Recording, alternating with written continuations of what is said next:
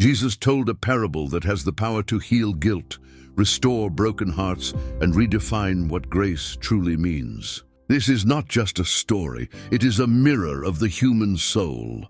Jesus said, "There was a man who had 2 sons. The younger said to his father, 'Give me my share of the inheritance.' Soon after, the son left home and wasted everything on reckless living.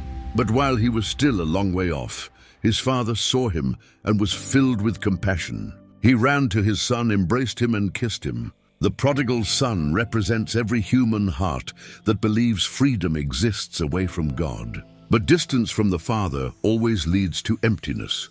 The Father represents God, a God who does not wait with anger, but runs with mercy. Grace is not earned. Repentance opens the door.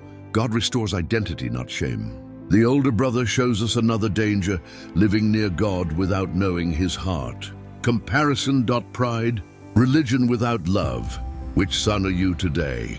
The one who ran away, or the one who stayed but never felt free? No matter how far you've gone, the Father is still watching the road. If this message touched your heart, like this video, subscribe, and share it with someone who needs hope today.